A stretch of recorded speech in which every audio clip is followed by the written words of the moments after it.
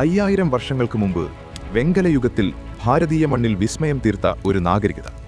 കാലത്തിന്റെ കുത്തൊഴുക്കിൽ മറഞ്ഞുപോയ ആ നഗര രഹസ്യങ്ങളിലേക്ക് നമുക്കൊന്ന് കണ്ണോട്ട്. ഇതാണ് the lost city of Harappa. ഏകദേശം 5000 വർഷങ്ങൾക്ക് മുമ്പ്, ലോകം ഇന്നത്തെ പോലെ വികസിതമല്ലാത്ത കാലത്ത്, ഭാരതീയ ഉപഭൂഖണ്ഡത്തിന്റെ വടക്കുപടിഞ്ഞാറൻ ഭാഗങ്ങളിൽ ഒരു മഹത്തായ സംസ്കാരം തഴച്ചു വളർന്നിരുന്നു.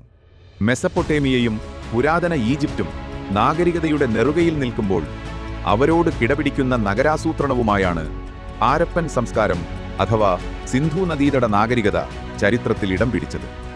12.5 ലക്ഷം ചതുരശ്ര കിലോമീറ്ററിൽ പടർന്നു പന്തലിച്ചു നിന്ന ഈ വിസ്മയത്തിന്റെ കഥ ഇന്ന് നമ്മൾ തിരയുകയാണ്. ഈ ചരിത്രം ലോകമറിഞ്ഞു തുടങ്ങുന്നത് 1829-ൽ ചാൾസ് മാസൺ എന്ന സഞ്ചാരിയിലൂടെയാണ്. ഹാരപ്പയിലെ തകർന്നടിഞ്ഞ കോട്ടകൾ അദ്ദേഹം കണ്ടെങ്കിലും അതൊരു പുരാതന നാഗരികതയാണെന്ന് അന്ന് ആരും തിരിച്ചറിഞ്ഞില്ല.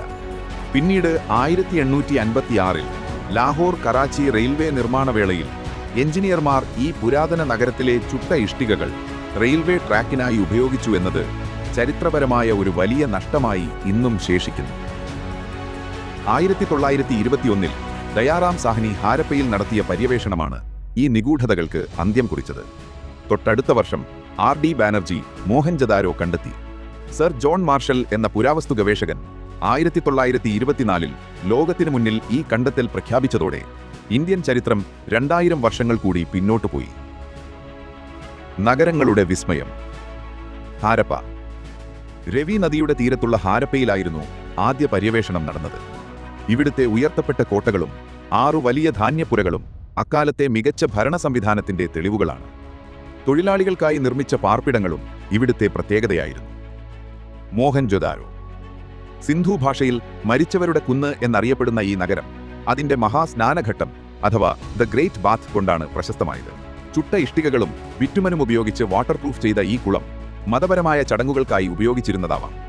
R.D. ബാനർജി ഇവിടെ പര്യവേഷണം നടത്തിയത് ഒരു ബുദ്ധസ്തൂപത്തിന് താഴെ അതിനേക്കാൾ പഴയ എന്തോ ഉണ്ട് എന്ന നിഗമനത്തിലായിരുന്നു. അവിടുത്തെ കല്ലിൽ തീർത്ത പുരോഹിത രാജാവിന്റെ രൂപം, വെങ്കലത്തിൽ നിർമ്മിച്ച നർത്തകിയും ഹാരപ്പൻ കലയുടെ ഔന്നത്യം വിളിച്ചോതുന്നു.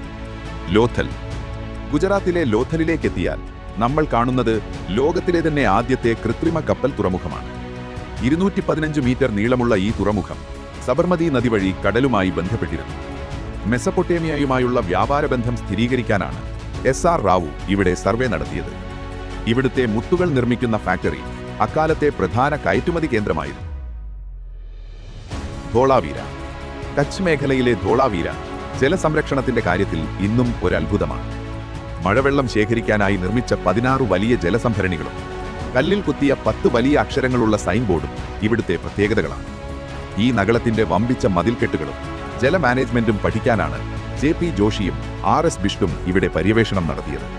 കാലിബംഗൻ. രാജസ്ഥാനിലെ കാലിബംഗനിൽ ലോകത്തിലെ തന്നെ ആദ്യത്തെ ഉഴുതുമറിച്ച വയൽ കണ്ടെത്താനായി അമലാനന്ദ ഘോഷിന്റെ നേതൃത്വത്തിൽ നടന്ന സർവേയിൽ അഗ്നിപീഠങ്ങളും ഭൂകമ്പത്തിന്റെ അവശിഷ്ടങ്ങളും ഇവിടെ നിന്നും ലഭിച്ചു. രാഖിഗർഹി. ഹരിയാനയിലെ രാഖിഗർഹിയാണ് ഇന്ന് ഹാരപ്പൻ സൈറ്റുകളിൽ വെച്ച് ഏറ്റവും വലുത്. വിപുലമായ ധാന്യപ്പുരകളും DNA പഠനങ്ങളിലൂടെ വ്യക്തമായ ഹാരപ്പൻ ജനതയുടെ വംശപരമ്പരയും ഈ സൈറ്റിന്റെ പ്രാധാന്യം വർദ്ധിപ്പിക്കുന്നു. ജീവിതശൈലിയും സാമൂഹിക ക്രമവും. എങ്ങനെയായിരുന്നു അവരുടെ ജീവിതം? വികസിതമായ ഒരു ഗ്രിഡ് സംവിധാനത്തിലായിരുന്നു അവരുടെ നഗരങ്ങൾ. അടച്ചുറപ്പുള്ള അഴുക്കുചാലുകൾ എല്ലാ വീടിനുമുണ്ടായിരുന്നു. ഇത് അവരുടെ ശുചിത്വബോധത്തെ കാണിക്കുന്നു. ഗോതമ്പ്, ബാർലി, കടല എന്നിവയായിരുന്നു പ്രധാന വിളകൾ. ലോകത്താദ്യമായി പരുത്തി കൃഷി ചെയ്തത് ഇവരാണെന്ന് വിശ്വസിക്കപ്പെടുന്നു. വ്യാപാരമായിരുന്നു അവരുടെ സാമ്പത്തിക അടിത്തറ. പെർഷ്യൻ ഉൾക്കടലിലൂടെ മെസപ്പൊട്ടേമിയയുമായി അവർ കപ്പൽ വ്യാപാരം നടത്തി. ഇതിനായി സ്റ്റിയറ്റൈറ്റ് കല്ലുകൾ കൊണ്ട് നിർമ്മിച്ച മുദ്രകൾ അവർ ഉപയോഗിച്ചു. അവരുടെ പ്രാദേശിക സംഘടനയെക്കുറിച്ച് ഇന്നും തർക്കങ്ങൾ നിലനിൽക്കുന്നു. എങ്കിലും നഗരങ്ങളുടെ ഐക്യം സൂചിപ്പിക്കുന്നത് ശക്തമായ ഒരു കേന്ദ്രഭരണമോ അല്ലെങ്കിൽ തിരഞ്ഞെടുക്കപ്പെട്ട കൗൺസിലുകളോ ഉണ്ടായിരുന്നു.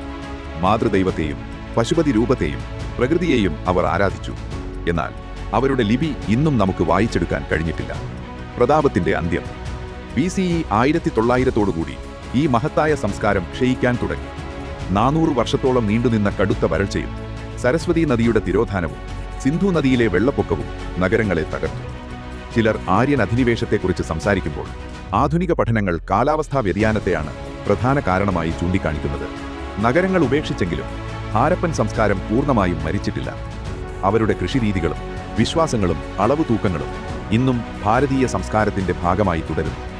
സിന്ധു തടത്തിലെ ആ ഇഷ്ടിക ചുവരുകൾക്കിടയിൽ ഇന്നും മറഞ്ഞു നിൽക്കുന്നത് നമ്മുടെ തന്നെ വേരുകളാണ്.